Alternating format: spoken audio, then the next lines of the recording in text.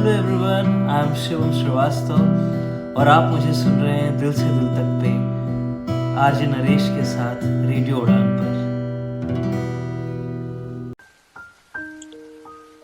नाजुक डोर की तरह होते हैं हमारे रिश्ते, जिन्हें तोड़ना तो बहुत आसान है लेकिन जोड़ना उतना ही मुश्किल।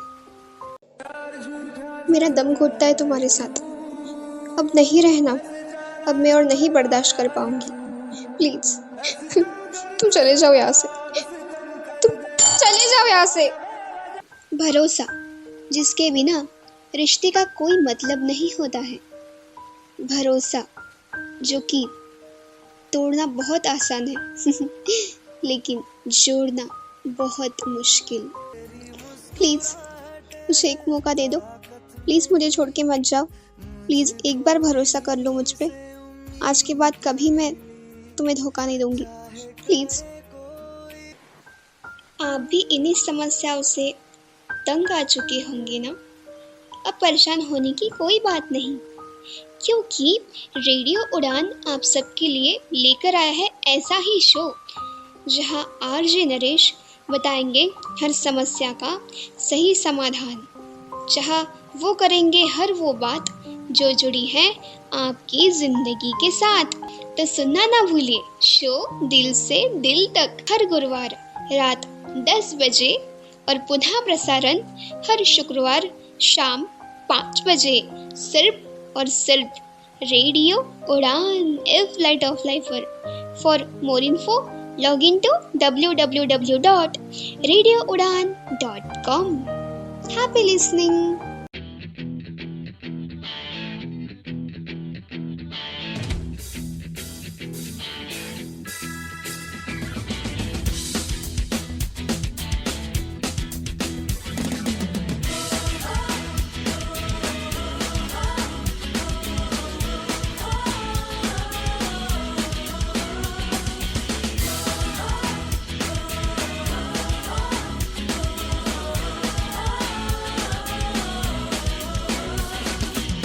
सोचा कहा था ये जो हो गया, माना कहा था ये लो हो गया। चुटकी कोई काटो ना है हम तो होश में, कदमों को थामो ये है उड़ते जोश में। बादल पे पाँव है या छोटा गाँव है, अब तो भाई चल पड़ी अपनी ये नाव है। बादल पे पाँव है या छोटा गाँव है, अब तो भाई चल पड़ी अपनी ये नाव है।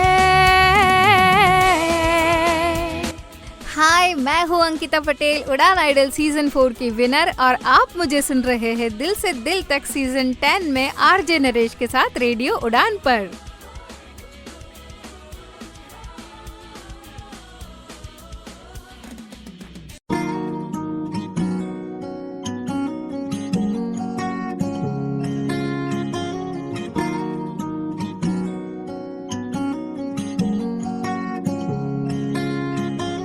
मैंने सुना जो तुमने कभी ना कह के अभी कह दिया, दूर हो के भी करीब हो मेरे, महसूस ये मैंने किया। मैंने सुना जो तुमने कभी ना कह के अभी कह दिया, दूर हो के भी करीब हो मेरे, महसूस ये मैंने किया।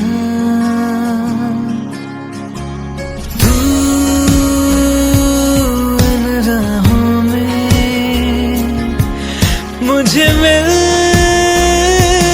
ही गया तू, इन ख्वाबों में शामिल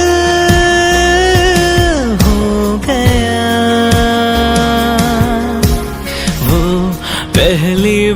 बारिश जिसमें हम थे मिले थी, किसकी साजिश जिससे यूं दिल खिले।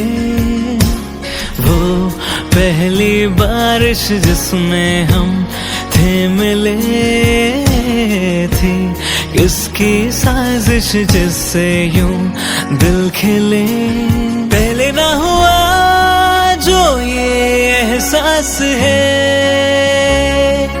तू है अब तो हर कुछ खास है।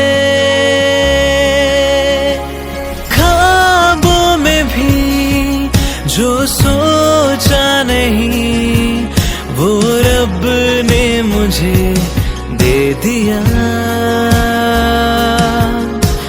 दूर होके भी करीब हो मेरे, महसूस ये मैंने किया।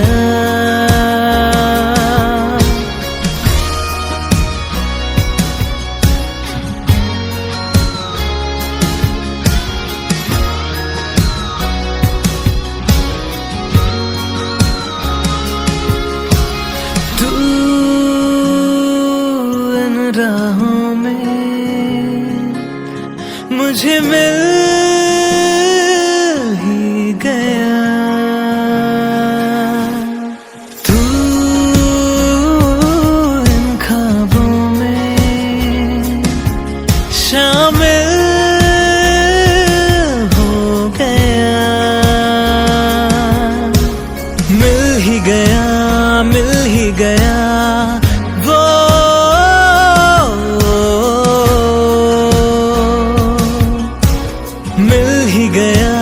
मिल ही गया वो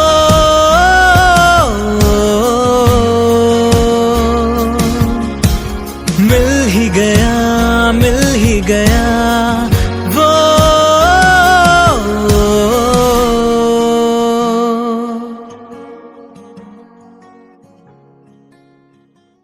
गुड इवनिंग, नमस्कार, सत श्री अकाल, आदाब। आप सुन रहे हैं रेडियो उड़ान। यह है प्रोग्राम दिल से दिल तक सीजन 11। मैं हूं आरजे नरेश, वापस आया हूं आपके पास एक ब्रांड न्यू सीजन। इस बार एपिसोड तो नया है, लेकिन ये सीजन भी नया है। हम आ गए हैं अपने सीजन 11 में, यानी कि 11 साल शुरू हो रहे हैं हमारे इस शो के, और पूरे 10 साल आपके प्यार के साथ, आपके सहारे मैंने पूरे किए हैं। और ये एक बहुत ही जो एक्सपीरियंस है वंडरफुल रहा है, बहुत ही प्यारा एक्सपीरियंस, जहाँ पे हमने पिछले 10 सालों में ऑलमोस्ट 403 एपिसोड कंप्लीट कर लिए हैं।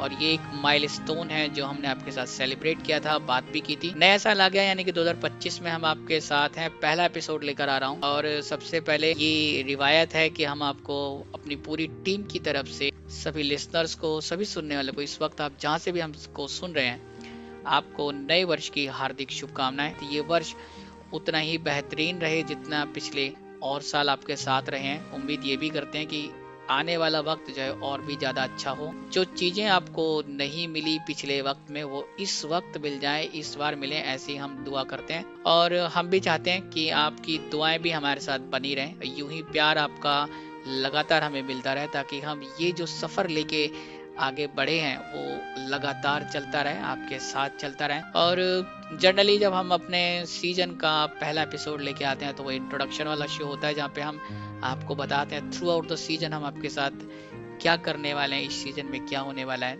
फिलहाल आज जो शो है वो बहुत स्पेशल है, वेरी वेरी स्पेशल शो है। और ये इस लिहाज से स्पेशल है कि पहली बार हम एक पहला एपिसोड लेके आ रहे हैं सीजन 11 का, यानी कि 2025 का। उसके साथ साथ हम अपने एक गेस्ट को भी आपके से मिलवाने के लिए आज पहली बार लेकर आए हैं। और तीसरी बात जो मुझे लगता है हम सबके जीवन में बड़ी इंटरेस्टिंग है, जो म्यूजिक है। तो इस सीजन की स्टार्ट हम एक म्यूजिकल शो के साथ कर रहे हैं। हमारे बहुत अलग अलग तरह के गेस्ट के साथ आप यहाँ पे मिलते हैं। वो उनके फील्ड्स अलग होते हैं, उनकी जो परफॉर्म आर्ट्स हैं वो अलग होती हैं। कुछ डांसर होते हैं, कुछ सिंगर्स होते हैं, या कुछ एक्टर्स होते हैं। इस बार हम एक सिंगर के साथ आए हैं, और ये एक ऐसे सिंगर हैं जिन्होंने सिंगिंग की दुनिया में अपने पैर अभी अभी जमाना शुरू किए हैं, और एक ऐसे फेज में हैं जहाँ से इन्होंने शुरुआत की है और रिजल्ट्स काफ़ी अच्छे हैं, प्रॉमिसिंग हैं। इसका मतलब आने वाला वक्त शायद और भी अच्छा होने वाला है। फिलहाल क्योंकि ये शो लाइव है और अपने फीडबैक्स आप हमें शेयर कर सकते हैं हमेशा की तरह शो के ऑफिशियल कॉन्टैक्ट नंबर 9015173846 पर आप हमें अपने फीडबैक शेयर कर सकते हैं। इस फीडबैक के लिए आप चाहें तो हमें वो नॉर्मल टेक्स्ट मैसेज या इसके साथ साथ व्हाट्सअप वॉइस नोट और टेक्स्ट मैसेज व्हाट्सअप के थ्रू भी ड्रॉप कर सकते हैं। इसके साथ आप रेडियो उड़ान की वेबसाइट विजिट करें www.radioudan.com। फीडबैक सेक्शन में जाएं, शो का नाम दिल से दिल तक चूज करें, अपनी ईमेल आईडी टाइप करें और अपनी बात जो भी कुछ भी आप कहना चाहते हैं वो लिख दें। भले इस शो के बारे में कहना चाहें या इस सीजन के बारे में, पिछले सीजन के बारे में, या कुछ इंटरेस्टिंग ऐसा जो आप चाहते हैं हम इस पूरे सीजन में आपके लिए करें, वो भी आप हमारे साथ शेयर कर सकते हैं। और जो सोशल मीडिया के हमारे हैंडल्स हैं उन पे आप लगातार जिस तरह जुड़ते हैं वैसे ही जुड़ सकते हैं। फेसबुक पे आएंगे तो आपको दिल से दिल तक के नाम से चैनल मिलेगा जिसको आप लाइक कर सकते हैं। इस पेज को इसी नाम से आपको ग्रुप मिलता है जिसको आप ज्वाइन कर सकते हैं। अपने पोस्ट और कमेंट्स के थ्रू आप अपनी बातें वहां पर भी शेयर कर सकते हैं। तो ये पूरा तामझाम जो हम आपको अक्सर बताते हैं इसलिए कि ये जो 1 घंटे का सफ़र है ना, ये आपका और मेरा एक साथ निकल जाए। और अगर आपका मन करे कभी भी हमसे बात करने का और कुछ कहने का तो आप ज़रूर कह पाएँ। जिन्होंने हमारे प्रमोशनल मैसेज के बारे में पढ़ा है उनको मालूम चल गया होगा कि आज जिस गेस्ट के साथ हम हैं, जो आज हमारे गेस्ट हैं, वो एक सिंगिंग प्रोफेशन में पैर जमा रहे हैं अभी और शुरुआत की उन्होंने सिंगिंग में। हालांकि जो रिजल्ट्स हैं वो काफ़ी प्रॉमिसिंग हैं और जो कुछ गाने और जो उनकी बातें होंगी वो आपके साथ यहाँ से शेयर होंगी। पहला गाना जो आपने सुना है इनका, ये एक गाना है जो पब्लिश हो चुका है अक्रॉस द म्यूजिक प्लेटफॉर्म्स पे, तो वो आपने सुना और उसके बारे में और भी बातें इनके साथ करेंगे। तो लेकिन जिन्होंने हमारे लिसनर्स ने अभी तक हमारे प्रमोशनल मैसेज को नहीं पढ़ा था उनको अब पता चलेगा कि आज के जो हमारे गेस्ट हैं वो इस वक्त हमारे साथ लाइव हैं दिल्ली से। और शिवम श्रीवास्तव हमारे साथ हैं जो एक उभरते हुए सिंगर हैं, गायक हैं और इनके बारे में और भी बहुत सी बातें करनी है। शिवम, बहुत बहुत स्वागत है हमारे शो में। बहुत बहुत धन्यवाद नरेश जी, आपको मुझे शो में बुलाने के लिए बहुत धन्यवाद। शिवम, पूरी टीम और सभी लिसनर्स की तरफ से आपको नव वर्ष की हार्दिक शुभकामनाएं। जी आपको भी मेरी तरफ से, रेडियो उड़ान को और आप सारे जो लिसनर्स हैं आपके सबको नए वर्ष की हार्दिक शुभकामनाएं। बहुत से लोगों ने इनका नाम जरूर सुना होगा, मुझे लगता है बहुत से लोग इनको जानते भी होंगे। भाई जो लोग इनको जानते हैं वो इनको विश कर सकते हैं आज हमारे माध्यम से जो हमने आपको कॉन्टेक्ट डिटेल शेयर किए हैं। इसके अलावा शिवम, बहुत से लोग ऐसे हैं जो शायद आपको नहीं जानते हैं और जो इस वक्त आपको कहीं से भी सुन रहे हैं, इंडिया में सुन रहे हैं, इंडिया के बाहर से सुन रहे हैं। मैं चाहता हूँ कि उनके लिए एक इंट्रोडक्शन बताएं कि आखिर शिवम कौन है, कहाँ से हैं, कैसे उनकी एजुकेशन हुई, थोड़ा सा बताएं अपने बारे में। जो मुझे पहली बार सुन रहे हैं उन लोगों के लिए मैं ये बताऊं कि जैसे मैं छत्तीसगढ़ के एक छोटे से शहर अंबिकापुर से बिलोंग करता हूँ और जो मेरी स्कूलिंग हुई वो अंबिकापुर में ही एक कॉन्वेंट स्कूल में मेरी जो स्कूलिंग हुई, कि एक स्पेशल स्कूल जो है वो नहीं था। और इसके बाद मैं आगे की पढ़ाई करने के लिए मैं दिल्ली आ गया और दिल्ली में वेंकटेश्वर कॉलेज में मैंने ग्रेजुएशन किया। फिर मैं मास्टर्स करने के लिए हिस्ट्री में मैंने एमए किया, मॉडर्न हिस्ट्री में जेएनयू से। और इसके बाद फिर मैंने एमफिल के कोर्स में मैं एनरोल हुआ जेएनयू में पब्लिक हेल्थ के। और फिर इसके बाद अभी फिलहाल मैं पीएचडी जो है वो दिल्ली यूनिवर्सिटी से मेरी पीएचडी जो है वो चल रही है हिस्ट्री में ही। और उसके साथ साथ मैं हिस्ट्री जो है वो पढ़ाता हूँ, मैं असिस्टेंट प्रोफेसर हूँ श्री गुरु तेग बहादुर खालसा कॉलेज जो कि दिल्ली यूनिवर्सिटी के अंदर आता है, उसमें मैं असिस्टेंट प्रोफेसर हूँ। शिवम, बताएं थोड़ा सा कि बचपन जैसा आप कह रहे हैं कि शुरुआती एक स्पेशल स्कूल में नहीं थे और एक नॉर्मल स्कूल था जहाँ पे आपने अपनी एजुकेशन की, तो स्टार्टिंग से कुछ बताएं डिसेबिलिटी के बारे में या किस तरीके से वहाँ पे एजुकेशन हुई, कुछ अपने बचपन के बारे में अगर हमारे सुनने वालों को बता पाए तो। जो एक्चुअली जो डिसीज से मैं सफर कर रहा हूँ उसका नाम है आरपी, इसको कहते हैं हम लोग, रेटिनाइटिस पिगमेंटोसा। सो इसमें जो विजन है वो धीरे धीरे करके कम होता है, डिटोरिएट होता है। तो जो अंबिकापुर जो एक शहर है छत्तीसगढ़ के अंदर, वहाँ बहुत ही छोटा शहर है और उसमें ज़्यादातर लोगों को डिसेबिलिटी के बारे में कुछ खास पता नहीं है। तो उस और जो हमारे घर में भी जो है लोगों को कम थोड़ा आइडिया था इस चीज़ के बारे में, तो उसके वजह से शुरुआत में जैसे बाकी स्टूडेंट्स पढ़ते थे वैसे ही पढ़ने की कोशिश करता था मैं, और या तो मैग्नीफाइंग ग्लासेस का यूज़ करके, या फिर मुझे कुछ भी आइडिया नहीं था कि बाकी क्या क्या फैसिलिटीज़ मिलते हैं पढ़ने के लिए। तो मेरे घर में एक कंप्यूटर था और उसके साथ एक प्रिंटर और स्कैनर भी था, तो खुद ही से मैं अपने बुक्स को स्कैन करता था और फिर उसके कलर को इन्वर्ट करता था, और फिर इसके बाद उसको जूम करके, फिर उस समय नए नए फ़ोन आए थे जिसमें रिकॉर्डिंग हो पाता था, थोड़ा थोड़ा उसमें स्पेस होता था, तो उसमें खुद ही रिकॉर्ड करके फिर खुद ही सुन करके ऐसे पढ़ता था। या तो फिर जब तक सनलाइट होती थी, मतलब स्कूल से आने के बाद 3 बजे से लगभग 5 बजे तक, 5-6 बजे तक, तो उस समय बाहर बैठ करके मैग्नीफाइंग ग्लासेस का यूज़ करके ऐसे मतलब पढ़ा करता था जब तक मैं स्कूल में था। और तो उस समय वहाँ पे तो ये था कि डिसेबिलिटी के लिए जो एक सेंसिटाइजेशन जो है वो भी जो है उस एरिया में बहुत कम था, तो टीचर्स और स्टूडेंट्स जो हैं या फिर बाकी भी, उनके साइड से बहुत सारे इश्यूज जो है वो मतलब देखने पड़ते थे। बट जब मैं दिल्ली आया उसके बाद तो काफ़ी चीज़ें बदल गई और काफ़ी अच्छा रहा। दिल्ली में तो अवेयरनेस काफ़ी अच्छी है, फैसिलिटीज़ अच्छी हैं, और ये कमोवेश अक्रॉस द कंट्री एक मेजर इशू रहता है कि जहाँ डिसेबिलिटी की अवेयरनेस बहुत ज़्यादा नहीं थी, और शायद बहुत से प्लेसेस ऐसे भी होंगे जहाँ अभी भी इस तरह की समस्या लोगों को सामना करना पड़ता है। डिसेबिलिटी की अवेयरनेस ना होने की वजह से रेडियो की पूरी कोशिश रहती है कि हम अक्रॉस द कंट्री अपने अलग अलग तरह के प्रोग्राम्स के थ्रू, अपनी कैंपेन्स के थ्रू अवेयरनेस लाएं।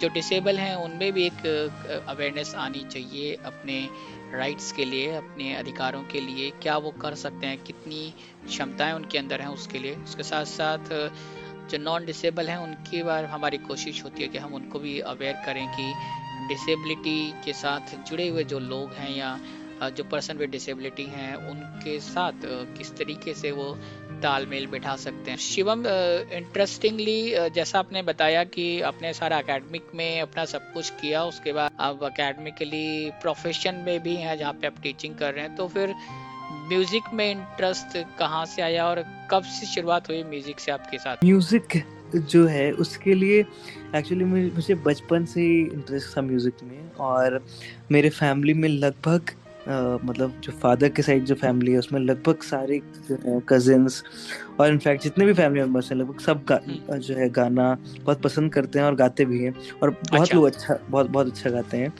तो बचपन से ऐसे सुनते रहते थे अपने कजिन्स को और बाकी लोगों को भी, तो धीरे धीरे हल्का हल्का जो है वो गाना शुरू किया था मैंने बचपन से ही। और बाकी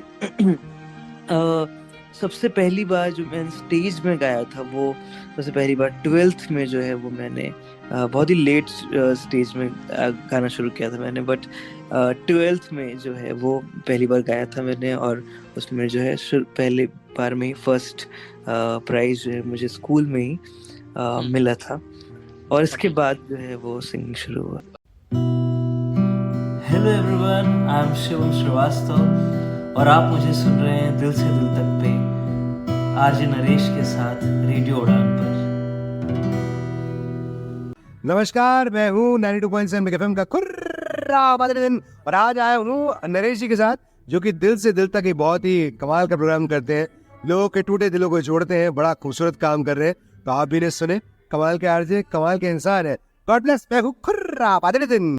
हाय, मैं हूँ अंकिता पटेल, उड़ान आइडल सीजन 4 की विनर, और आप मुझे सुन रहे हैं दिल से दिल तक सीजन 10 में आरजे नरेश के साथ रेडियो उड़ान पर।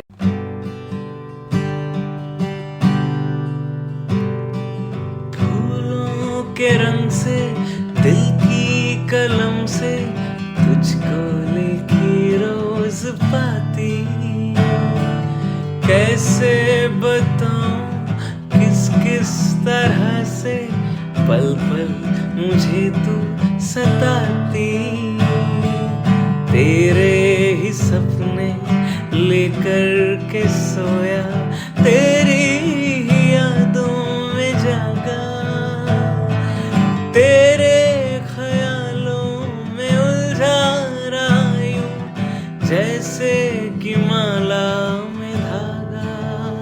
हाँ, बादल बिजली चंदन पानी जैसा अपना प्यार लेना होगा जन्म हमें कई कई बार।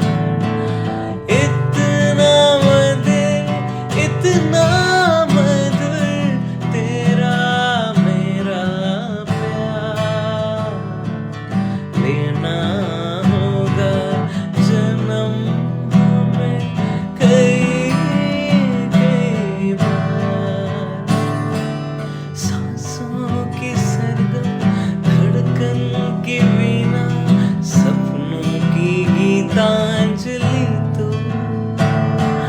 मन की गली में महके जो हरदम ऐसी जूही की कली तो। छोटा सफर हो लंबा सफर हो, सूनी डगर हो या मेला, याद तो आए मन हो जाए भीड़ के बीच अकेला। हाँ, बादल बिजली चंदन पानी जैसा अपना प्यार लेना होगा जन्म हमें कई कई बार। आ गई कई बार। मतलब म्यूजिक में पूरी फैमिली में एक म्यूजिकल इन्वायरमेंट है, और उसके साथ जब भी आपको कभी स्टेज पे परफॉर्म करने का वो टाइम मिले या मौका मिले, उसके बाद जब आपको कोई अवार्ड मिले या रिकॉग्निशन मिले, तो ऑब्वियसली एक चार्म बनता है उस चीज़ के लिए कि आप उसके लिए आगे काम करना चाहते हैं और आगे जाना चाहते हैं। उसके पता चल रहा है कि इसके साथ साथ कुछ और भी ऐसा है जो आपको बहुत इंस्पायर करता हो म्यूजिक के लिए। एक्चुअली जब आप जैसे एक तो ये जैसे कि आपने बताया, जब आपने पूछा कि जब स्कूल में किस तरीके का एनवायरनमेंट था, तो वही बहुत अच्छा एनवायरनमेंट था नहीं एक्चुअली, जो मतलब मुझे लगता था। तो बट वही मुझे ऐसा फील हुआ कि जैसे जब मैं म्यूजिक से ऐसे जुड़ा और मतलब जब मैंने ऐसे परफॉर्म करना शुरू किया स्कूल में, उसके बाद से कई सारी चीज़ें थोड़ी बदलना शुरू हुई। जिस तरीके से पहले डिस्पाइज किया जाता था, अभी क्या था कि गाने के बाद अचानक से ऐसा हुआ कि जब मैं पहली बार मैंने गाया था तो पूरा ऑडिटोरियम जो था वो पूरा शांत हो गया और पूरे लोग सुन रहे थे। एंड देन उसके बाद क्या हुआ कि पूरा जो स्कूल है उसमें ऑटोमेटिकली जो है वो थोड़ा फेमस हो गया मैं। और उसके बाद बहुत सारे इवेंट्स में मुझे बुलाया जा रहा था, टीचर्स जो है वो बहुत पसंद कर रहे थे। इसके बाद तो कई सारी चीज़ चेंज भी हुई, तो ये भी एक फिर उसके बाद जो है इसलिए भी बहुत इंस्पायर हुआ कि जो पहले जो बहुत ही ज़्यादा प्रॉब्लमेटिक चीज़ें रहती थी वो अचानक से बहुत ज़्यादा चेंज होना शुरू हुआ म्यूज़िक करते साथ ही, और पूरा इन्वायरमेंट जो है मतलब मेरे लिए काफ़ी चेंज हो गया। तो इसलिए भी एक म्यूजिक जो है बहुत अच्छा रहा। म्यूजिक का ये जो सफर रहा है लगभग पूरे इनका 10 साल का सफर है जब से इन्होंने शुरू किया और अब तक जो कर रहे हैं। लेकिन शिवम की जो प्रोफेशनल सिंगिंग है वो ऑलमोस्ट 1-1.5 साल से शुरू हुई है। और शिवम फिर ये कब लगा कि अब इसको एज ए प्रोफेशन या प्रोफेशनल सिंगिंग में एंटर करना चाहिए? मैं अपने लिसनर्स को बता दूं कि जो हमने सबसे पहले गाना प्ले किया वो शिवम का ओरिजिनल सॉन्ग है और ये कंपोज किया भी इन्होंने है, म्यूजिक भी इनका, सब कुछ इनका है। मैं गा तो बचपन से रहा था और फिर स्कूल में जो है वो पहली बार मैंने ऐसे स्टेज में परफॉर्म किया और फर्स्ट भी आया था उसमें। और उसके बाद जैसे मैं दिल्ली आया तो दिल्ली में आने का मुझे मन भी था कि यहाँ पे और जो है सिंगिंग को भी एज एन ऑप्शन जो है वो देखना चाहता था मैं कि इसमें कुछ अगर किया जा सके तो। और इसके बाद ग्रेजुएशन में कई सारे जैसे दिल्ली यूनिवर्सिटी के अंदर फेस्ट जो होता है लगभग फरवरी मार्च के महीने में होता है। जी। और उसमें लगभग समझ लीजिए कि लगभग हर कॉलेज में लगभग जो है मैंने लगभग जा करके परफॉर्म किया। कई सारे कॉलेजेस में मैंने कई जीता भी, कई सारे कॉलेजेस में कॉम्पिटिशन्स। और लगभग समझिए कि जो ग्रेजुएशन का पूरा दौर था या मास्टर्स का पूरा दौर था, उसमें दिल्ली यूनिवर्सिटी के अंदर लगभग हर कॉलेज के अंदर कई बार जो है मैंने कॉम्पिटिशन्स में पार्टिसिपेट किया, जीता। और जब भी मौका मिलता था ऐसे स्टेज में परफॉर्म करने का, वो जो है वो मैं किया करता था।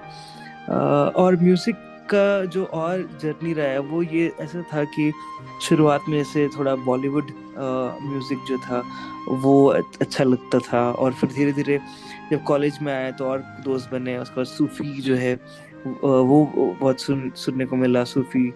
और साथ साथ में कुछ मेरे दोस्त जो थे जो कि कुछ क्लासिकली ट्रेंड थे, उनके साथ बैठ कर के रियाज़ करना, और ये सभी शुरू हुआ। और इसके बाद मास्टर्स में जाने के बाद ये भी समझ में आया कि म्यूज़िक जो है वो सबका होना चाहिए। जो जो जो जो हाशिए पे जो लोग हैं उनका भी म्यूज़िक होता है, और तो उनके लिए भी म्यूज़िक होना चाहिए। आम जनता के लिए, मजदूरों के लिए, किसानों के लिए, और अलग अलग तरीके के म्यूज़िक जो है वो भी होना चाहिए। और उस चीज़ से मैं जुड़ करके कई सारे जैसे अभी तक सूफ़ी या थोड़ा जो है बॉलीवुड की तरफ था, अभी धीरे धीरे रिवॉल्यूशनरी म्यूजिक जो है, क्रांतिकारी जो गाने हैं उनके वो जो है उसका भी एक बहुत लगभग 5-6 साल से मैं पिछले 5-6 साल से क्रांतिकारी गानों में भी जो है वो जुड़ा। और धीरे धीरे फिर गज़ल, और इसके बाद इंग्लिश जो है वो मैं जो है वेस्टर्न गाने जो है वो मैं बचपन से गाता था। तो ऐसे ऐसे अलग अलग जॉनरास जो है वो मैं कर रहा था म्यूजिक में। और इसके बाद अचानक से मैंने बहुत टाइम से मैं ट्राई भी कर रहा था कंपोज करने का, और धीरे धीरे करके जिस तरीके का समय होता है उसके हिसाब से अब देखिए कि कुछ टाइम के बाद जो है कंपोजिशन, राइटिंग जो है खुद जो है वो आना शुरू हो गया। और इसके बाद कई सारे गाने मैंने कंपोज किए, और अभी ये पहला गाना जो है मैंने रिलीज किया, और इसके बाद और भी कई सारे गाने जो हैं वो भी धीरे धीरे करके रिलीज होने वाले हैं। यहाँ कुछ 4-5 गाने इनके और हैं जो पाइपलाइन में हैं, उसको हम फिलहाल तो प्ले नहीं कर सकते। फिलहाल इनके जो और भी कुछ गाने वो आपको ऐसे सुनने को मिलते रहेंगे बीच बीच में। और कुछ गाने जो मैं आपको बता रहा हूँ, इसके बाद जब वो गाने पब्लिश होंगे इनके, तो उसके बाद भी इनके साथ एक और शो आपके लिए लेकर आएंगे, तब इनसे और बातें करेंगे, क्योंकि जो नए गाने आने वाले हैं वो भी और भी अच्छे गाने हैं। उसमें अभी इनका ये सोलो सॉन्ग था जो आपने सुना था, उसके बाद अभी जो गाने हैं उसमें डुएट भी आपको सुनने को मिलेंगे। बस अभी थोड़ा सा एक आपको क्लिप भी नहीं सुना सकता फिलहाल मेरे पास, लेकिन ज़रूर उसके लिए जब इनके पास वो गाने रेडी होंगे तो हम वो इनफैक्ट रेडी हैं, लेकिन क्योंकि वो पब्लिश नहीं है इसलिए हम ऑन एयर नहीं कर सकते अभी। शिवम, इसके साथ जो एक इंटरेस्टिंग बात है कि जब आपने प्रोफेशनल सिंगिंग शुरू की और उसको रिकॉर्ड करना है, बहुत सी चीज़ें होती हैं, तो उसके बारे में थोड़ा सा बताएं हमारे सुनने वालों को कि जब आपने ये डिसाइड किया कि अब प्रोफेशनल सिंगिंग में आना चाहिए और आप रिकॉर्ड करेंगे, वीडियो शूट होगा और अलग अलग प्लेटफॉर्म्स पे उसको सेंड करना है, अपलोड करना है, और वहाँ पे उनको गानों को डलवाना है, तो वो सब कैसे चीज़ें रही सारी? जी, ये एक्चुअली एक बहुत ही लंबा प्रोसेस होता है जिसमें कि आप पूरे तरीके से प्रोफेशनली जो है आप किसी म्यूजिक प्रोड्यूसर से आप जो है ट्रैक जो है वो रेडी करवाते हो अपने गाने के लिए। जी। और इसके बाद पहले आपको जो है गाना कंपोज करना होता है और जो लिरिक्स है उसके ऊपर काम करना होता है। इसके बाद जो उसको एकदम फाइनलाइज करना होता है, क्योंकि शुरुआत में आपका स्क्रैच होता है, लेकिन इतना फाइनलाइज करना होता है कि वो गाने की शेप में आए। और इसके बाद फिर आप जो है आपको जो म्यूजिक प्रोड्यूसर जो है वो ट्रैक जो है वो रेडी करते हैं गाने का, जिसमें कि किस तरीके के इंस्ट्रूमेंट्स होने चाहिए और जो फील है गाने का वो किस तरीके का होना चाहिए, वो होना चाहिए। और इसके बाद फिर जब ट्रैक रेडी होता है, इसके बाद आप ट्रैक के साथ थोड़ा देखते हो उसको गाने को उसके ट्रैक के साथ गाने का कोशिश करते हो। और इसके बाद फिर आप स्टूडियो में जाते हैं और आप स्टूडियो में रिकॉर्ड करते हैं। और इसके बाद फिर पूरा मिक्सिंग मास्टरिंग के प्रोसेस के साथ जो है वो गाना जो है वो रेडी होता है। और इसके बाद गाना जब रेडी हो जाता है, इसके बाद जो म्यूजिक डिस्ट्रीब्यूटर जो है वो गाने को जो है अलग अलग जगह पे आप जो है वो डिस्ट्रीब्यूट करते हैं, जिसमें कि अलग अलग प्लेटफॉर्म्स होते हैं, जैसे स्पॉटिफाई या जियो सावन या विंक म्यूजिक या एप्पल म्यूजिक या यूट्यूब। तो इस तरीके के अलग अलग प्लेटफॉर्म्स में जो है वो गाने अपलोड होते हैं। तो एक बहुत ही लंबा प्रोसेस है, एक गाने के ऊपर बहुत टाइम लगता है, बहुत ही ध्यान से सब कुछ देखना होता है कि जो गाने का फील है वो कहीं कम ना हो, और गाना जो जो कहना चाह रहा है वो एक्चुअली लोगों तक पहुंच पाए। और सो बहुत लंबा प्रोसेस है, तो एक थोड़ा पेशेंस के साथ जो है वो चलना पड़ता है।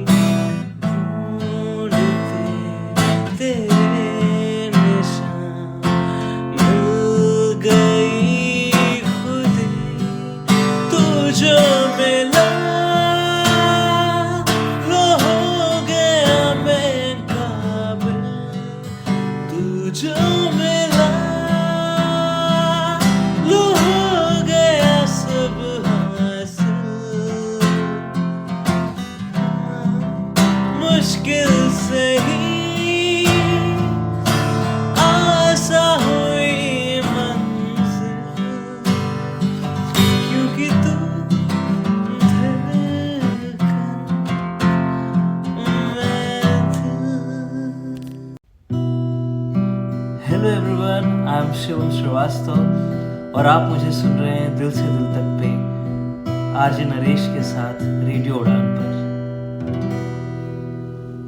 हाय, मैं हूँ अंकिता पटेल, उड़ान आइडल सीजन 4 की विनर, और आप मुझे सुन रहे हैं दिल से दिल तक सीजन 10 में आरजे नरेश के साथ रेडियो उड़ान पर।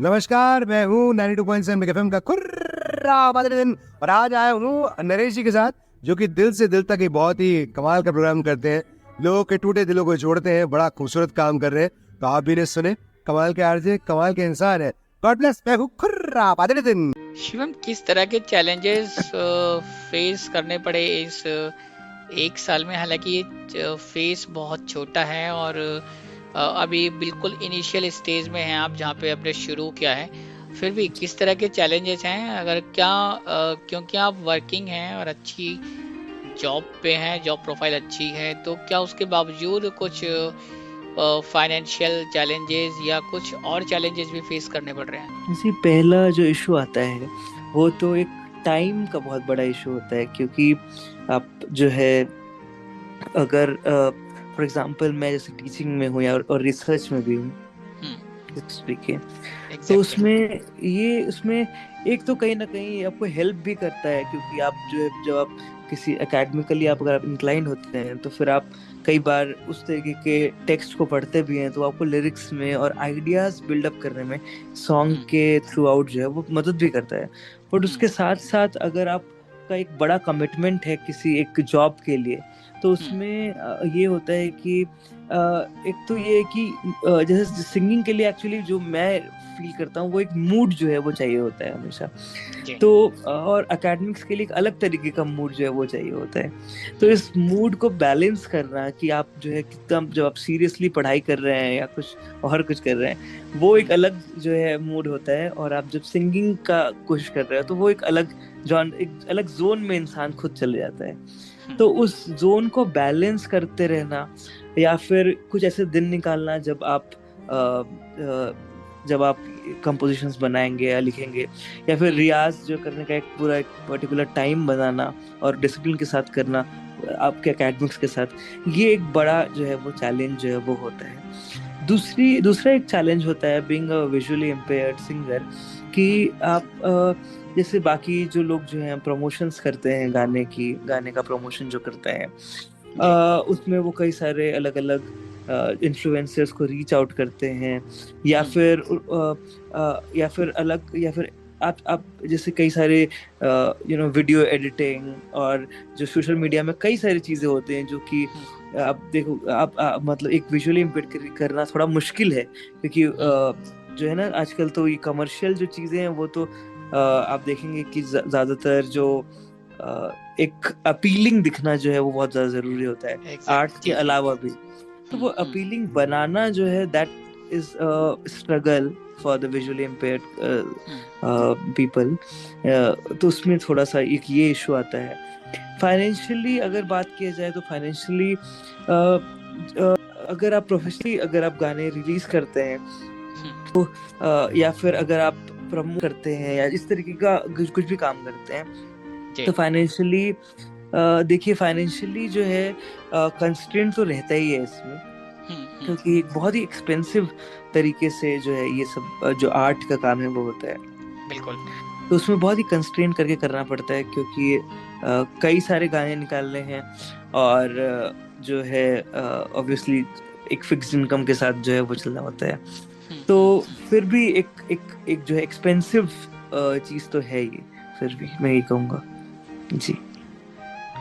या तो फिर अगर एक्सपेंस को अगर कम करना है तो मैं ये कहना चाहूँगा कि अगर आप म्यूजिक प्रोडक्शन जो है वो अगर आप खुद से सीख सकते हैं, कई सारे ऐसे सॉफ्टवेयर हैं जो एक्सेसिबल भी हैं, तो बाकी जो सुन रहे हैं अगर उनको, तो वो म्यूजिक प्रोडक्शन जो है वो अगर सीखें तो वो फिर उनका जो एक्सपेंस है वो कट कर सकता है। ये सवाल काफ़ी इंटरेस्टिंग इसलिए हैं क्योंकि हमारे बहुत से सुनने वाले लिसनर्स जो इस वक्त हमें सुन रहे होंगे उनको शायद थोड़ा अजीब लग सकता है, क्योंकि जब हमने पहले सिंगर्स के साथ किया है तो वो वेल सेटल्ड और प्रोफेशनल सिंगर्स हैं जो फुल टाइम सिंगिंग कर रहे हैं, प्लस उनके साथ एक टीम होती है, एक म्यूज़िक टीम होती है, उनके मैनेजर्स होते हैं, PR टीम होती है जहाँ पे बहुत कुछ मैनेज होता है, स्पॉन्सरशिप्स होती हैं। शिवम एक्चुअली में अभी एक फिक्स्ड इनकम के साथ इन्होंने ये सफ़र शुरू किया है, साथ में सब कुछ खुद ही कर रहे हैं, अपने आप कर रहे हैं, इसलिए ये सवाल इनके लिए बहुत इंपॉर्टेंट हो जाते हैं, इसलिए मुझे लगा कि ये सवाल इनसे पूछा जाना चाहिए। और इसके साथ साथ जब भी कभी आप चीज़ों को अकेले शुरू करते हैं तो चैलेंजेस तो होते ही हैं, साथ में जो डिफिकल्ट लेवल होता है वो शायद मेरे ख्याल से ज़्यादा बढ़ जाता है। शिवम, कभी आपने कोई क्लासिकल सिंगिंग की कोई शिक्षा दीक्षा ली है या कुछ सब अपने आप सीखा है? जी मैंने जब मैं ग्रेजुएशन में था तब मैंने एक मतलब बेसिकली 2 महीने का कभी कुछ सीखा, फिर कभी बीच में मैंने 6-7 महीने ऐसे 5-6 महीने ऐसे कहीं और सीखा, फिर कहीं बीच में 2 महीने। तो इस तरह का बहुत इरेगुलर तरीके का हिंदुस्तानी क्लासिकल जो है उसका कुछ जो है मैंने सीखा है, पर बहुत ही इरेगुलर तरीके से और बहुत ही कम सीखा है एक्चुअली। और जब टाइम मिला तब तक ऐसे बीच बीच में कोशिश किया है कि मैं सीखूं, बट किसी कारण के वजह से बार बार जो है वो छूटना पड़ रहा था। तो ये इस तरीके का, बाकी खुद ही जो है वो मैं करता हूँ। ऑल टाइम सिंगर्स या फेवरेट सिंगर्स की बात करूं तो कौन से ऐसे सिंगर हैं, वो इस दौर के हों या पुराने दौर के हों, किसी वक्त के रहे हों, कौन से सिंगर हैं जिनको आप फॉलो करते हैं? जी, ऐसे बहुत सारे जो सिंगर्स हैं वो उनको मैं फॉलो करता हूँ, पर जो जॉनरा जो मुझे सबसे ज़्यादा पसंद है म्यूज़िक के अंदर, वो है रॉक म्यूज़िक और पॉप म्यूज़िक, रॉक और पॉप म्यूज़िक। तो उसमें मुझे जो सबसे अच्छे बॉलीवुड के जो सिंगर लगते हैं, वो एक्चुअली के जो हैं वो मुझे बहुत पसंद हैं, के।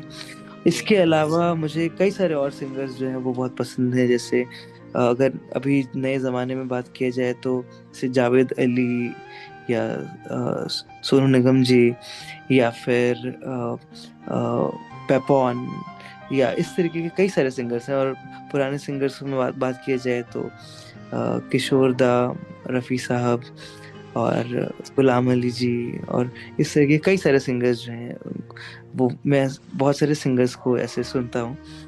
बट मेनली जो है जो बहुत ज़्यादा इंस्पायर करते हैं उनका सिंगिंग स्टाइल, वो मुझे ये रॉक सिंगिंग में के जो है वो बहुत प्रभावित करते हैं। Hello everyone, I am Shivam Srivastava और आप मुझे सुन रहे हैं दिल से दिल तक पे आरजे नरेश के साथ रेडियो उड़ान पर। हाय, मैं हूँ अंकिता पटेल, उड़ान आइडल सीजन 4 की विनर, और आप मुझे सुन रहे हैं दिल से दिल तक सीजन 10 में आरजे नरेश के साथ रेडियो उड़ान पर। तू ही मेरी शब है, सुबह है, तू ही दिन है मेरा, तू ही मेरा रब है, जहां है तू ही मेरी दुनिया, तू वक्त मेरे लिए, मैं हूँ तेरा लम्हा, कैसे रहेगा भला होके तू मुझसे जुदा, वो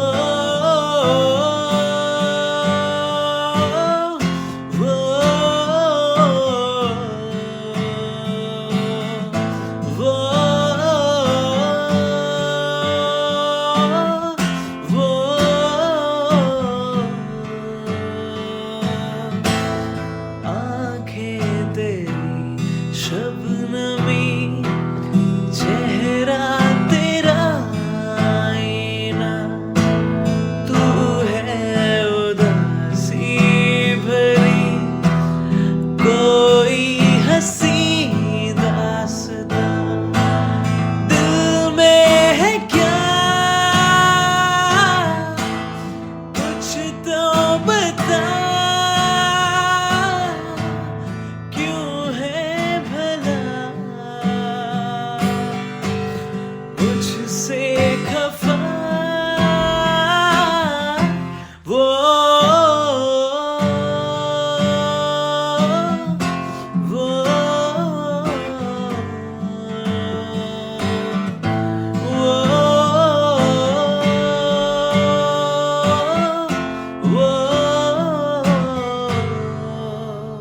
नमस्कार, मैं हूँ 92.7 मेगा एफएम का कुर्रा दिन, और आज आया हूँ नरेश जी के साथ, जो कि दिल से दिल तक एक बहुत ही कमाल का प्रोग्राम करते हैं, लोगों के टूटे दिलों को जोड़ते हैं, बड़ा खूबसूरत काम कर रहे हैं।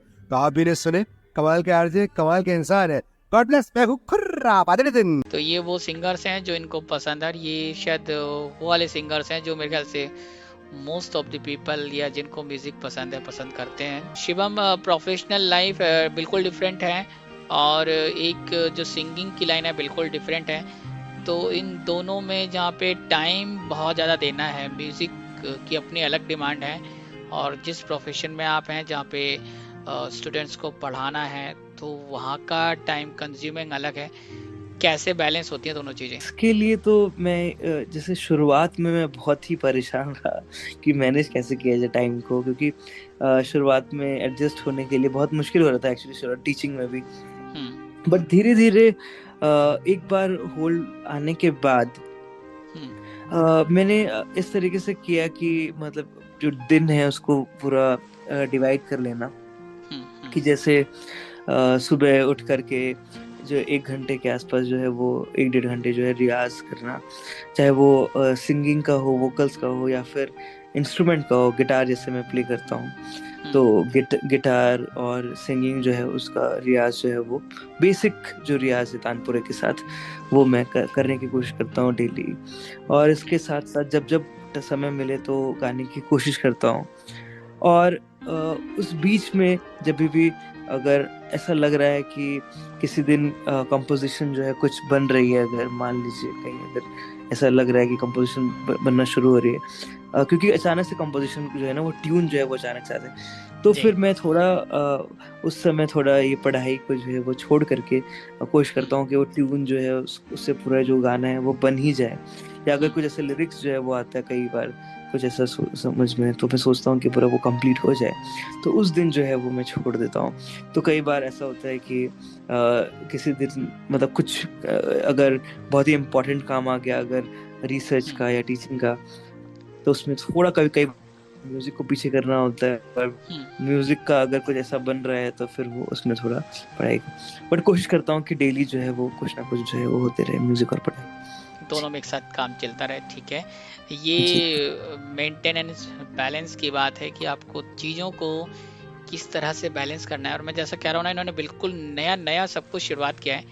इनकी जो जॉब है वो भी नई है, ये प्रोफेशन भी बिल्कुल नया है, तो कुछ प्रॉब्लम्स अभी भी शायद इनको आ रही हैं। और मैं चाहता हूँ कि आप सबको भी ये पता चले कि इस तरह की चीज़ें और प्रॉब्लम्स आती हैं जब आप चीज़ें नई शुरू करते हैं, फिर भी इनसे ओवरकम करते हैं, और यही चीज़ें आपको बहुत बड़ा एक्सपीरियंस देती हैं। शिवम, ये भी बताएं कि जब आप लिरिक्स का काम करते हैं, लिखने का काम करते हैं, कंपोज करने का काम करते हैं, और एक मन में आइडिया रहता है अक्सर सबके कि मुझे लोग आइडेंटिफाई करें, मुझे लोग नोटिस करें, या मुझे लोग रिकॉग्नाइज करें, तो क्या कंपोजिशन में इस चीज़ का असर देखने को मिलता है कि किस टाइप का या इस टाइप का लिखूंगा तो लोग ज़्यादा ध्यान देंगे, या शायद ये कुछ ऐसा हो जाएगा तो शायद ध्यान ना दें, ऐसा भी कुछ होता है? जी, ऐसे कई लोग जो हैं वो सोचते हैं, क्योंकि एक्चुअली बहुत कमर्शियल म्यूजिक और कमर्शियल आर्ट का जो ज़माना है वो आ चुका है। लेकिन जैसे मैं जिस तरीके से सोच रहा हूँ फिलहाल, अभी तो मैंने ये सोच करके जो है वो नहीं बनाया गाना कि जो है कि बहुत ही ऐसे ना मार्केट फ्रेंडली, या जिसमें कि आप जो आराम से रील कोई बन जाए, इस तरीके का जो है आर्ट जो है वो मैंने अभी तक तो मैंने नहीं किया। मैं ये सोचता हूँ कि जो जिस टाइप का म्यूजिक जो है मुझे अच्छा लग रहा है, और जिसमें किसी तरीके से कोई आर्टिस्टिक क्रिएशन जो है वो झलक करके आ पाए, लोगों को कुछ मिले, वो मैं कोशिश करता हूँ कि वो आ पाए। तो जी बहुत ज़्यादा कमर्शियली जो है वो मैं नहीं सोचता हूँ कि आर्ट जो है वो कॉमर्स की तरफ जो है ना एक ड्रिवन जो है वो नहीं होना चाहिए। ऐसा मैं सोचता हूँ कि जिस तरीके जो आपके अंदर से निकल करके आ रहा है, जितना प्योरिटी जो आपके अंदर से जो प्योरिटी है आर्ट का, अगर वो मेंटेन रहे, तो मुझे ऐसा लगता है कि लोग जो है वो शायद पसंद करेंगे उसको, अगर आप इंस्टेड की अगर आप सोच करके उस चीज को बना रहे हैं तो। जी ऐसा मुझे लगता है। नमस्कार, मैं हूँ 92.7 मेगा एफएम का खुर्रा दिन, और आज आया हूँ नरेश जी के साथ, जो कि दिल से दिल तक एक बहुत ही कमाल का प्रोग्राम करते हैं, लोगों के टूटे दिलों को जोड़ते हैं, बड़ा खूबसूरत काम कर रहे हैं। तो आप भी ने सुने, कमाल के आरजे, कमाल के इंसान है। गॉड ब्लेस, मैं हूँ खुर्रा दिन।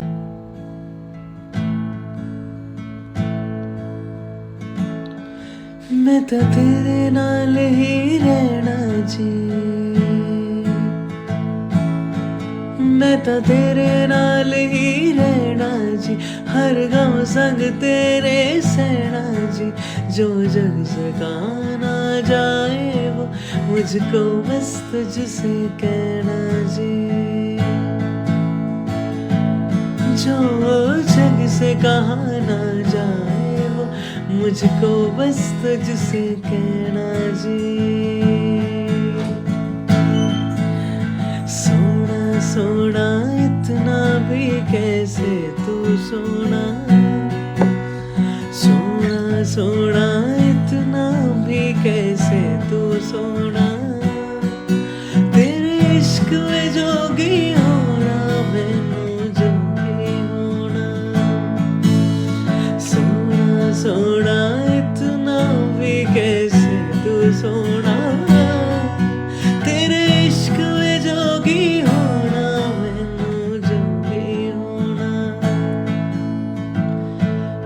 इश्क का रंग सफेद पिया, ना छल ना कपट ना वेद पिया, जिसे जंग में तेरा हो रुतबा, उसे जंग का मैं तो जुनैद पिया, जुनैद पिया। सोना सोना इतना भी कैसे तू सोना, सोना सोना इतना भी कैसे तू सोना, तेरे इश्क में जोगी होना मैनू जोगी होना, सोना सोना इतना भी कैसे तू सोना, तेरे इश्क में जोगी होना मैनू जोगी होना। हाय, मैं हूँ अंकिता पटेल, उड़ान आइडल सीजन 4 की विनर, और आप मुझे सुन रहे हैं दिल से दिल तक सीजन 10 में आरजे नरेश के साथ रेडियो उड़ान पर। Hello everyone, I am Shivam Srivastava और आप मुझे सुन रहे हैं दिल से दिल तक पे आरजे नरेश के साथ रेडियो उड़ान पर। बिल्कुल ये बातें बिल्कुल ठीक हैं कि आप अगर मन की सुन पा रहे हैं और मन की कर पा रहे हैं, शायद इससे अच्छा और कुछ नहीं हो सकता। और कुछ चीज़ें होती हैं जो कमर्शियली आपको कई बार करनी पड़ती हैं, और शायद कुछ चीज़ें ऐसी होती हैं जब आप कॉन्ट्रैक्ट्स में होते हैं। हालांकि शिवम अभी ऐसी सिचुएशन में नहीं है, तो आने वाला वक्त बताएगा कि और चीज़ें कितनी बदल पाएंगी। उसके लिए मैंने आपको जैसा पहले बोला कि हम इनके साथ दोबारा शो करेंगे जब इनके और भी गाने रिलीज़ होंगे।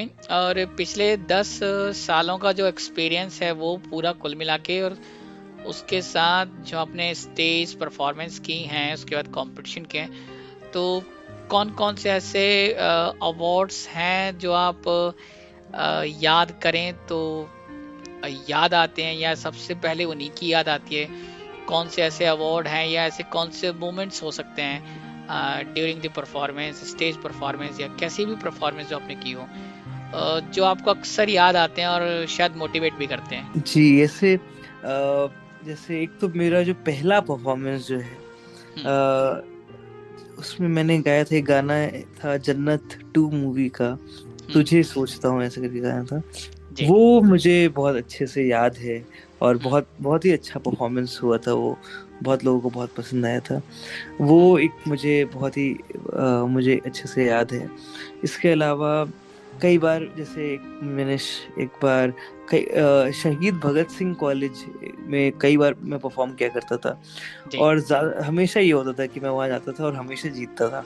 तो मुझे वो एक्चुअली वो कॉलेज जो है मुझे बहुत याद है कि जब भी आता था मैं वहाँ जीता था, तो फिर वो एक अच्छा होता था, वहाँ पे एक अच्छा होता था। और इसके अलावा कई सारे और कॉलेजेस में मैंने जीता प्राइजेस, जिसमें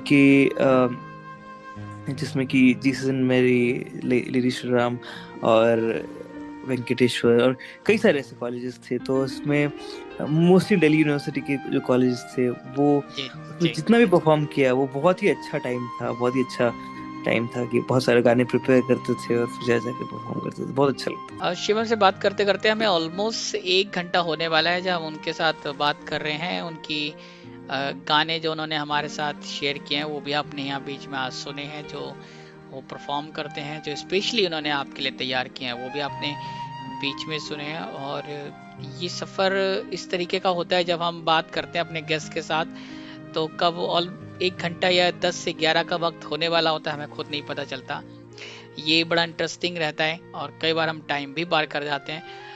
फिलहाल वक्त मेरे पास थोड़ा सा और है शिवम, और मैं सिर्फ इतना और जानना चाहता हूँ कि जितने भी ये म्यूज़िक का 10 साल का एक्सपीरियंस है, उसके साथ आपके जो दूसरे एक्सपीरियंस है, सारे एक्सपीरियंसेस को मिला के कंपाइल करके अगर हमारे सुनने वालों को बता पाएं कि आपने इनसे क्या गेन किया या क्या ऐसी चीज है, क्या ऐसा मैसेज हो सकता है जो आपको लगता है कि जो लोग इस वक्त आपको सुन रहे हैं उन तक पहुंचना चाहिए, जो म्यूजिक शुरू करना चाहते हैं या कभी कभी सोचते हैं और फिर रुक जाते हैं, उन तक पहुंचना चाहिए? आई थिंक मैं ये कहूँगा अपने साइड से कि आई थिंक मतलब anyone who is listening to me कि फॉलो योर हार्ट। एक्चुअली आपका जैसा भी आपका दिल केयर कर रहा है आपको बिल्कुल वो फॉलो करना चाहिए। और मैं जिस तरीके से दुनिया को मतलब समझता हूँ उसमें ये है कि मोस्टली आप देखोगे कि मोस्टली जो लोग हैं वो ना एक तरीके का एक जो कॉपीइंग जो है वो बहुत ज्यादा जो है वो चल रहा है। मतलब जिसमें कि आप जो है सोसाइटी में जिस तरीके का पैटर्न है उसको कॉपी करते हैं या किसी एक आर्टिस्ट को कॉपी करते हैं। अगर सिंगर है फॉर एग्जांपल, तो कई बार जो ये कॉपीइंग जो है वो बहुत लंबे समय से मतलब हर इंडिविजुअल, चाहे वो आर्टिस्ट हो चाहे वो आर्टिस्ट ना हो, तो इसमें मैं ये कहूँगा कि अगर आप अपने हार्ट को फॉलो करते हैं और अगर आप जो अपने अंदर को समझने की कोशिश करते हो और अगर आप अपने यूनिकनेस को अगर आप पहचानने की कोशिश करते हो, वहां से आई थिंक मुझे ऐसा लगता है कि पीपल स्टार्ट रिकॉग्नाइजिंग यू, क्योंकि वो यूनिकनेस जैसे ही बाहर आता है उसके बाद जो है आपके आर्ट का जो स्टाइल है वो भी बहुत चेंज हो जाता है अचानक से, और वो फिर बाकी लोगों को जो है पसंद आता है बिकॉज वो किसी का कॉपी नहीं होता है। और इस चीज से बचना क्योंकि एक्चुअली एक बहुत ही स्ट्रांग एक चीज जो है वो ऑलरेडी सोसाइटी में प्रेजेंट रहता है, तो उससे आपको अपना यूनिकनेस निकालना एक बहुत ही डिफिकल्ट काइंड ऑफ टास्क है। पर एक बार मुझे ऐसा लगता है कि अगर आप यूनिकनेस जो है अपने अंदर का ढूंढ पाते हैं उसके बाद जो है आपका आर्ट भी फ्लरिश होता है आपका, और मुझे लगता है कि एज अ ह्यूमन बीइंग भी जो है आप जो है और फ्लरिश करते हैं। तो मैं बस ये कहना चाहूँगा कि follow your heart and try to identify your uniqueness. जो आपका दिल कहे आप उसको फॉलो करें, और ये शायद मैंने जैसा आपसे कहा कि अगर आप ऐसा कर पाएं तो ये बहुत ज़रूरी है, क्योंकि पैटर्न्स बहुत से हैं, आइडियाज़ बहुत से मिलते हैं कॉपी करके, या वो कहते हैं ना शॉर्टकट करके या शॉर्टकट के थ्रू जो आप आगे बढ़ना चाहते हैं, या क्या समझ लें कि शॉर्टकट के थ्रू आप जो फेमस होना चाहते हैं वो कई बार काम करते हैं और अक्सर काम नहीं करते हैं। लेकिन ज़रिया अच्छा ये है कि आप जो अपने दिल से कर पाएँ, जो मन से कर पाएँ, ख़ास तौर पे जो खुशी से कर पाएँ, वो बहुत इम्पॉर्टेंट होता है। तो ये है शिवम श्रीवास्तव जो इस वक्त दिल्ली से लाइव हमारे साथ जुड़ रहे हैं और हमारे साथ बात कर रहे हैं पिछले लगभग 1 घंटे से, और इनके गाने भी आपने बीच बीच में सुन लिए हैं जो मैंने आपके लिए यहाँ से प्ले किए, जो उन्होंने हमारे साथ शेयर किए थे। स्पेशली आपके लिए इन्होंने गाने तैयार किए थे, और बहुत शॉर्ट नोटिस पे मैंने इनको बोला था कि हमारे लिसनर्स को जो प्री रिकॉर्डेड हो वो ना दें, तो इन्होंने इस पे ये तैयार किए, इसके लिए बहुत बहुत शुक्रिया। और इसके साथ शिवम हमारे साथ इतना वक्त दिया, बातें शेयर की, जैसा कि म्यूज़िक और टीचिंग के साथ साथ आज हमने 1 घंटा इनसे लगभग ले लिया है, उसके लिए भी बहुत बहुत शुक्रिया। और शिवम हमारे साथ जुड़ने के लिए बहुत बहुत शुक्रिया। बहुत बहुत शुक्रिया। Thank you Rajesh. तो लिसनर्स, ये है हमारा आज का पहला एपिसोड, जो एक म्यूजिकल स्टार्ट दिया मैंने सीजन 11 को। उम्मीद करता हूँ इसी तरह की और भी एपिसोड्स, ब्रांड न्यू एपिसोड, साथ में हमारे स्पेशल गेस्ट और रूटीन शोज भी आपको मिलेंगे। नेक्स्ट वीक में जब आपके साथ आऊँगा तो आपको ज़रूर बताऊँगा कि इस सीजन में हम आपके लिए क्या क्या स्पेशल लेके आने वाले हैं, कौन से फीचर या सेगमेंट इस बार आपको मिलेंगे, वो भी हम जरूर शेयर करेंगे। अभी आपके पास आपके मन में कुछ हो जो आप हमारे साथ शेयर करना चाहते हैं तो बिल्कुल आप हमें हमारे शो की जो ऑफिशियल कॉन्टैक्ट डिटेल्स हैं उनके थ्रू शेयर कर सकते हैं, चाहे व्हाट्सएप या डायरेक्ट मोबाइल के थ्रू, वो आप हमें शेयर कर सकते हैं। तो हम कोशिश करेंगे कि आपकी जो ख्वाहिश हो वो भी ज़रूर पूरी की जाए इस सीज़न में। इसके साथ साथ वो हमारे वो लिसनर्स जो वक्त नहीं दे पाते, उस वक्त पे जब आप हमें सुनना चाहते हैं तो आपका जब मन करे तब आप हमें सुन सकते हैं। उसके लिए आपको हमारे YouTube चैनल पे आना पड़ेगा। दिल से दिल तक का अपना YouTube चैनल है, इसको आप सर्च करेंगे तो ये चैनल मिलेगा। नहीं मिलता है तो आप हमारा हैंडल इस्तेमाल करें, उसको सर्च करें @दिल से दिल तक विद आरजे नरेश, और आपको चैनल मिलेगा। वहाँ पे आपको हमारे शोज मिलेंगे जिनको आप सुन सकते हैं, वीडियो देख सकते हैं, और अपने फीडबैक आप कमेंट्स के थ्रू दें, आपको ज़रूर वहाँ पे रिप्लाई मिलेगा। फिलहाल वक्त हो गया कि मैं आपसे कहूँगा टाटा बाय बाय। प्रॉमिस हमेशा की तरह वही प्रॉमिस कि मैं आपके पास आऊँगा नेक्स्ट वीक जुमेरात को ठीक 10 बजे एक और ब्रांड न्यू एपिसोड के साथ। Till then keep listening radio Udaan, flight of life. Happy listening.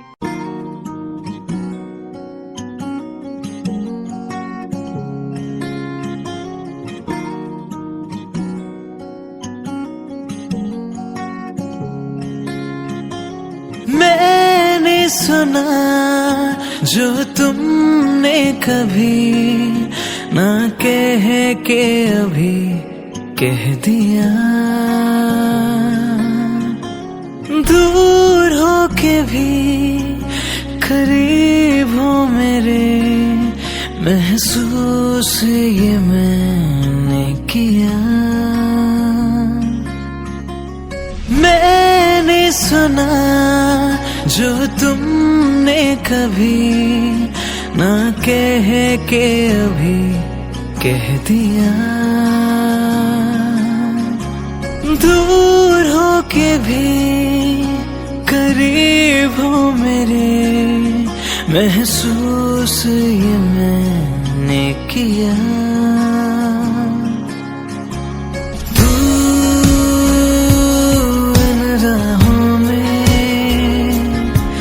मुझे मिल ही गया तू इन ख्वाबों में शामिल हो गया। वो पहली बारिश जिसमें हम थे मिले थी, इसकी साजिश जिससे यूं दिल खिले। वो पहली बारिश जिसमें हम थे मिले थी, इसकी साजिश जिससे यूं दिल खिले। पहले ना हुआ जो ये एहसास है, तू है अब तो हर कुछ खास है। ख्वाबों में भी जो सोचा नहीं, वो रब ने मुझे दे दिया।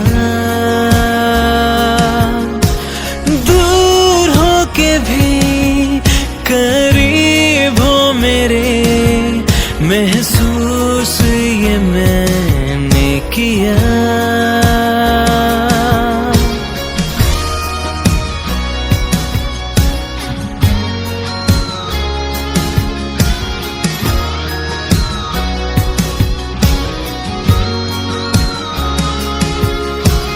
तू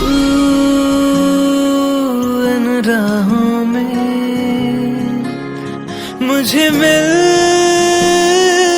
ही गया। तू इन ख्वाबों में शामिल हो गया। मिल ही गया, मिल ही गया वो,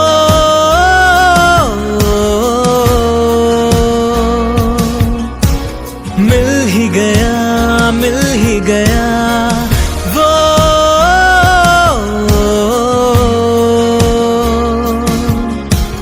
मिल ही गया, मिल ही गया वो।